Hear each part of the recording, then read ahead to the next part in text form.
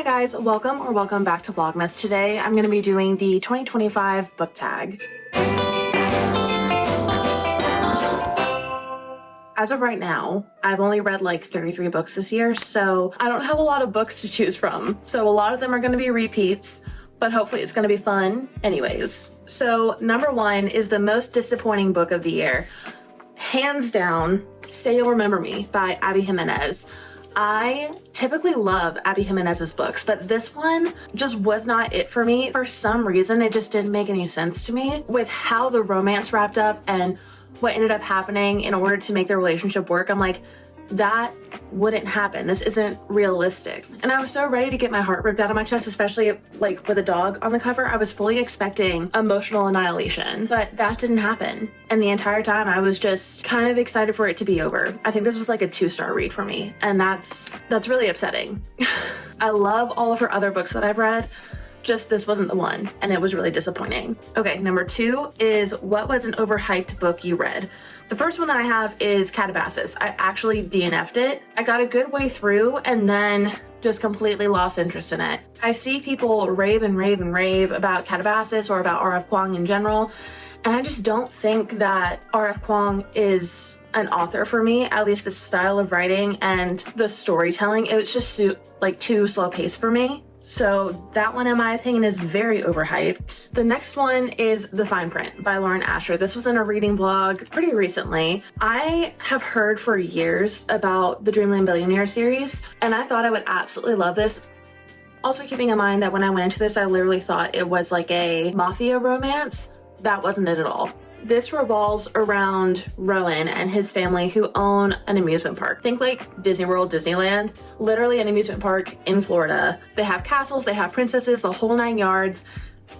They are basically Walt Disney's family. So going into it with that mindset of like a mafia romance, that threw me off because it was not that vibe at all, even though they are billionaires. But the other thing is that this is a boss-employee romance trope, and I just don't think that that is the trope and the storyline for me anymore. I've only read a couple and I didn't hate them, but this one in particular was annoying to me just because Rowan is so unlikable to me. And the way that everything wraps up and some of the things that he proposes that the company kind of adopts, like different policies, it came off as very performative and just wanting to win over Zara.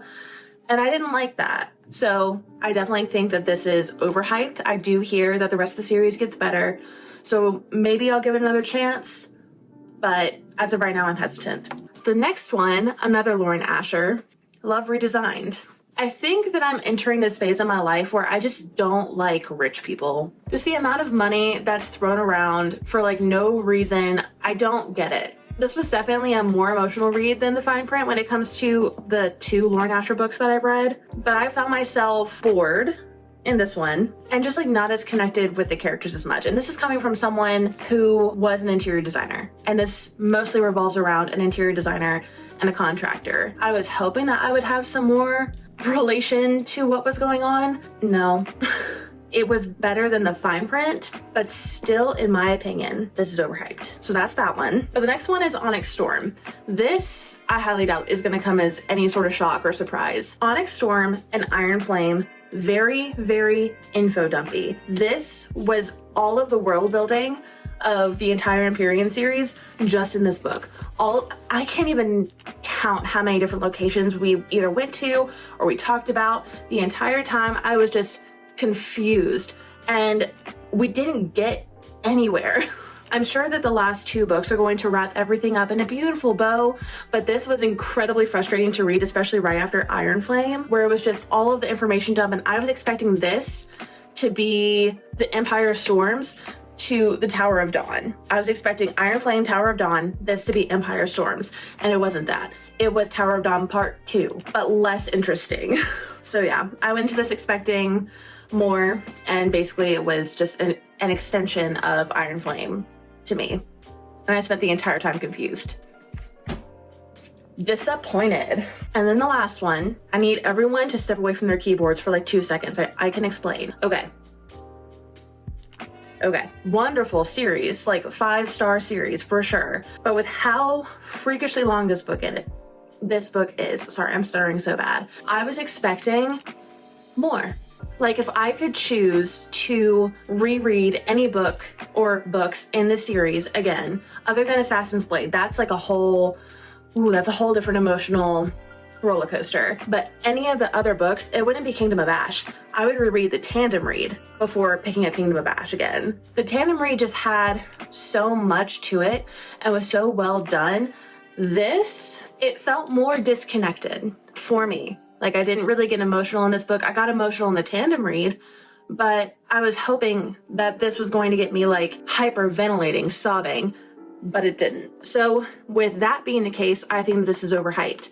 I do not think that the Throne of Glass series is overhyped. I think it's really well done. I do think that it caters more towards higher fantasy readers. As far as the Sarah de Maas universe goes, like I'm more of an ACOTAR girly, but oh my God. Throne of Glass is still a really, really great series and I always recommend it.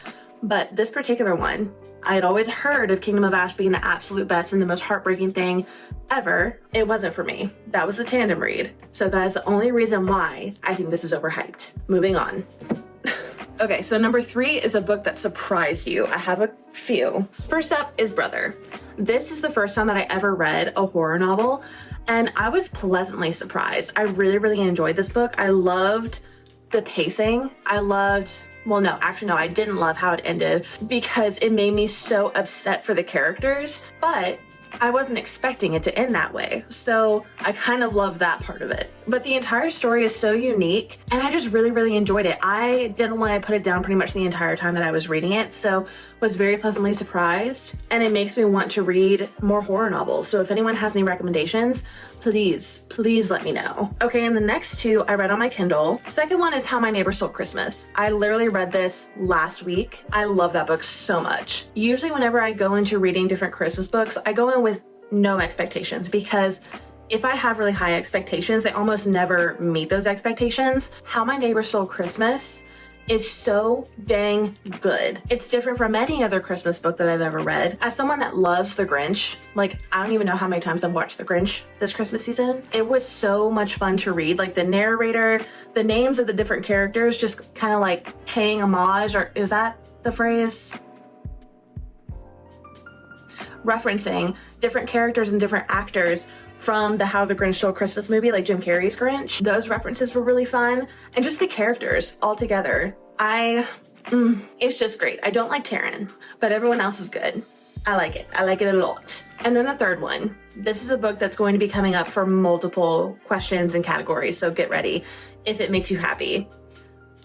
5, maybe even 6-star read, honestly. I wasn't expecting anything other than like a cute fall romance going into this book. Boy, was I wrong. I was emotionally annihilated. And like, it's not even their backstories. I mean, both of the main characters, they have really painful backstories of loss, of different kinds of loss. That's not even the parts that really got me emotional. It was the 2 of them coming together and helping each other get through these hard times, but also just being there for each other in general, for anything and everything going on in their lives. It's just such a good book. Please read it. Okay, number 4 is your favorite main characters of the year. First, Max from How My Neighbor Stole Christmas.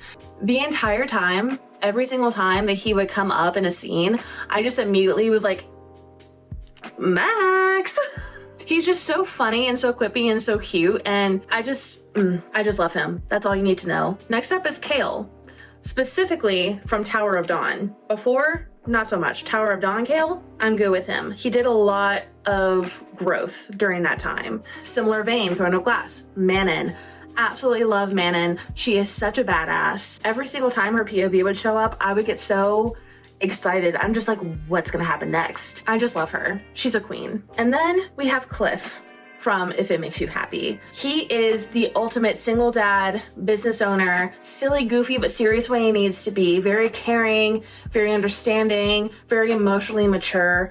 I loved him. I think my exact thoughts were, I need a Cliff Amazon 2-day delivery here to my house right now. Even though his name is Clifford, after Clifford the Big Red Dog, but I'll look past it. Number 5, new favorite author you discovered this year. Julie Olivia, If It Makes You Happy. I don't think I need to say anything else on that. And then Chloe Walsh, Boys of Tommen. At this moment, I've only read Binding 13, but it is already gripped onto my heart and my soul. I absolutely love this book, and I'm really, really excited to get into the rest of the series, but at the same time, I'm scared. I know that this is going to absolutely wreck me the more that I get into the rest of the series, but I just love this book. I love most of the characters that are in this series so far, and just the way that Chloe Walsh writes in this series specifically. I really, really enjoy it, and I'm hoping to read more Boys of Tommen next year. Number 6, author that didn't work out for you this year, R.F. Kuang. Like I said, I just don't think that they are an author for me. And then Lauren Asher. If you can tell by the only 2 books that I've read by her didn't work out for me, I'm gonna assume that she's not for me. Okay, number 7 is, what is the happiest book you read this year? So usually I don't read books that are just happy, feel good type of books, because I like to cry in books. I like to be emotionally tortured, some might say. But if it makes you happy, although yes, I did sob while reading this book. Towards the end, it was tears and sobs and hyperventilations of joy. It's just such a well done and well-rounded book. Yes, there were some very, very sad, very, very heartbreaking parts, but most of it is happy. There's literally the word happy in the title. So you're gonna feel happy. You're gonna suffer, but you're gonna be happy about it. Comment down below if you know what that's from. Number 8, opposite side of the spectrum. What is the saddest book you read this year? Easy. If only I had told her. I knew this was going to rip me to shreds, of course, after reading If He Had Been With Me, but specifically Jack's part in this book. I was so unwell. It not only covers the loss of a friend or a best friend at this age, but also a mother grieving her child, as well as in a different friendship that's formed in this with Jack, the loss of a sibling, all in Jack's part. And I was not okay. Autumn's part I kind of disconnected from a little bit, and then Finn's part just wasn't as emotional. It was a little bit emotional with some of the last conversations that we see, but Jack's part, that in and of itself, I needed a therapy session after that. Or like a bottle of wine. Number 9, the most frustrating book you read this year. I have 2. First, Onyx Storm. Already talked about it. Info dump, was already tired of it, already had Iron Flame. I needed action, thought that there was going to be action, but we had no resolution, and I was very frustrated and confused the entire time. And then the other one was Deep End by Ali Hazelwood.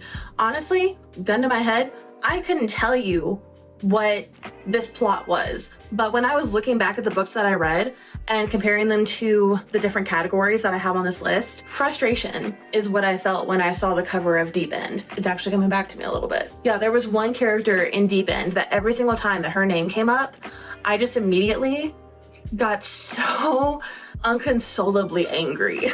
I can't tell you why, but I know that that happened, and so that's why it's listed as the most frustrating book from this year. That's all I have for you on that. Okay, number 10 is your favorite covers of the year. I love this one. So first up is If It Makes You Happy. It is the epitome of just like a typical cozy fall book on the front. It's also literally Stars Hollow vibes, and I love Gilmore Girls. Also, the fact that it has a dog on the cover, immediately sold. Favorite cover, or at least one of them. Then there's Promise Me Sunshine by Cara Bass Stone. Literally just look at it. It's so bright and happy and unique. I love the style that this artist used. It's just so unique and fun. And then the last one that I am currently reading right now, and I will be finishing it within the next like day or so, is Emily Wilde's Encyclopedia of Fairies. I just think that I really need to slow down and let my mouth catch up with my brain. My brain is going a mile a minute right now. I just think that this cover is so elegant and magical and just really, really eye-catching. Ever since I got this book, I was like, man, that's a pretty book. Number 11 is a book you haven't stopped thinking about. Have any guesses? It's If It Makes You Happy. That book has just like imprinted on my soul at this point. It pulled a straight up Jacob on me. That is truly a life-changing book. I swear to God, y'all need to pick it up and you need to read it. Number 12 is a book you thought you'd love, but you didn't. Number 1, of course, Onyx Storm. I've already yapped about it. We're not going to talk anymore on it. The next one, The Pumpkin Spice Cafe. People were raving about this, and a lot of people that I have similar book tastes to, they were like, this is so good, so cozy and fun. It was all right. To me, it felt a little too close to Gilmore Girls for me to be able to enjoy the full plot without just like seeing Gilmore Girls playing in my head. I already had like an image in my head, and I like books to create new environments, new scenery, new towns, everything in my head, and this felt reused. And then the other one was Assistant to the Villain. This is just a cozy fantasy romance comedy. I found myself getting more and more annoyed throughout this book with the plot and certain things that were happening and the way that things were progressing. It just didn't meet the hype that it was getting. So I guess this would also be considered like an overhyped book. But I will say that the last little bit of this book definitely hooked me and made me want to keep reading the series. So despite me not loving the first book, I'm probably going to continue with the series because that ending, they got me with that one. Number 13 is book with the most unique concept you read this year. I would have said Phantasma. Phantasma revolves around these people competing and going through the 7 gates of hell in order to get a reward or a wish or something. And I thought that was so cool and so unique. I never read something or heard about something like that before. And then almost immediately afterwards, I read Caraval. Similar vibes. Like it's both revolving around competitions where you have to do certain tasks or play certain games in order to win an award or make a wish. So that was unfortunate, but I would have said Phantasma, but then Caraval happened. So I guess none of the books that I read this year was like creative or unique, interestingly enough. Honestly, it'll probably end up being Emily Wilde's Encyclopedia of Fairies. Actually, this reminds me a lot of the Spiderway Chronicles. Never mind. I seriously cannot speak today. I'm just really excited. Number 14 is a book you read this year that you would reread if it makes you happy. Duh. How My Neighbor Stole Christmas, of course, and then Finding 13. I definitely need to reread this before jumping into Keeping 13. I started reading Keeping 13 a little bit, but then I got into my book slump. So I need to reread this. So this is definitely going to be a reread, but I would still read this again, even if I didn't need to like do a recap. Number 15 is least favorite read of 2025, Deep End, Ali Hazelwood. Couldn't tell you what it was about. I just know that I was angry and annoyed the entire time. Favorite read of 2025. We say it together. If it makes you happy. Told you there was gonna be repeats. Okay, now we're gonna get into more of reflecting on the year and my reading goal for next year. So number 17 is Goodreads 2025 reading goal reflection and a reading goal for 2026. My reading goal for this year was 80. And like I said at the beginning of this video, I have barely crossed 30, the 30 threshold. To be completely honest, this year was a hard one for me, for sure, for multiple reasons. Personal, professional, all the things. It was a really difficult year for me, and that definitely is reflected in the amount of reading that I did. And I also found myself putting a lot of pressure on myself to try and read as many books as I possibly could. And I think that got me into an even bigger book slump. Like I was slumped out for literally 6 months. So my reading goal for 2026 is just to try and get to enjoying reading again. Read books that I like. Don't be afraid to DNF.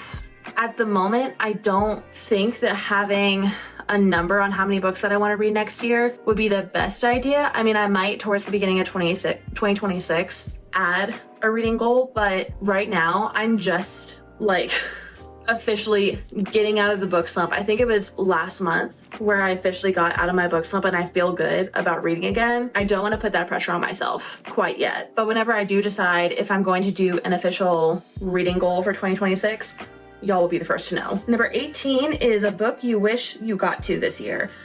There are many. Like, I don't know, my entire physical TBR. I could name so many, but I just wanted to narrow it down to 5 of the top ones that I really wish that I had gotten around to this year. First up, Fearless and Fearful by Lauren Roberts. Just the Powerless series in general is just such a comfort series for me. And even though I didn't love Reckless, I still wanted to complete the series, and I'm really bummed out that I didn't get around to that. Next is rereading ACOTAR. So I have never sat down and physically read ACOTAR. The first time that I read it was with the graphic audiobooks. I listen to the entire series that way. And I don't know if I'm the only one that's like this, but whenever I'm listening to an audiobook, I tend to not hold on to what happened in the book as well as if I was like physically reading it. So I'm going to go into ACOTAR, fully annotate, and just like really dive in and take my time and like really grasp the entire series and be prepared for whenever the next ACOTAR book is going to come out. Hopefully in the next decade, but I need to be prepared for that. The next is any Stephen King book. I am actually really disappointed in myself that I didn't pick up any Stephen King book this year. I will give myself props. I tried. I wrapped up both the Stephen King books that I have, and they're on my blind TBR. I just didn't roll the right numbers. So maybe what I need to do, I already unwrapped some of the blind TBR because I was trying to find specific books that I really wanted to read before the new year. So honestly, at this point, I might just unwrap everything and then rewrap a new blind TBR cart and just start fresh and keep the ones that I need to be in the mood to read and I want to have on the highest priority out in the open and remind me like, girl, you need to read these. And Stephen King is one of them. Next is Alchemized or Manacled. Either one. I have the physical copy of Alchemized and I also have Manacled on my Kindle. It's really a toss-up. It depends on what kind of mood I'm in. I will say that it would probably be a lot easier for me to read Manacled as far as like the world building goes because I already know the world of Harry Potter. So that would probably be the easiest for me to read, but also probably the most heart-wrenching. But either one of those, I want to read as soon as possible, and I'm really, really bummed that I didn't get around to it this year. I so thought that I was going to read it in October, and I just didn't. I had the time, I just didn't do it. That's another thing that I need to do in 2026. I need to be more intentional about the time that I have. Spend more time reading or just like being productive and doing things that I enjoy rather than sitting down and doom scrolling on TikTok all day. If I had done that, then I definitely would have read either Manacled or Alchemized, or both. Or both. And then the last one is A Great Big Beautiful Life by Emily Henry.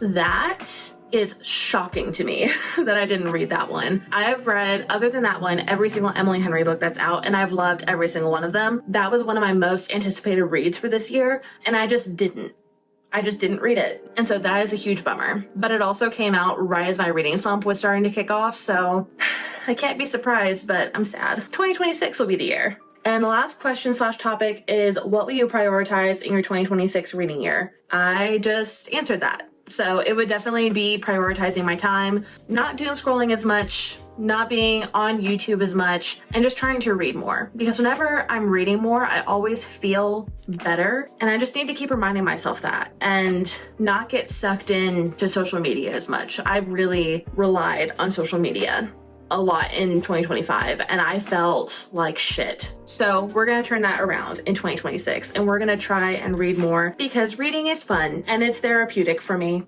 So yeah, that's my main goal and focus. But anyways, I think that's it for the 2025 book tag. I hope you enjoyed it. I'm actually really curious on what everyone's favorite book was for this year. So if you have one, please leave it down in the comments below. One, so we can like yap about it if we read similar books this year or read the same books, and we can talk about your favorite book, or I need recommendations. But anyways, thank you so much for watching and I will see you in the next one. Bye.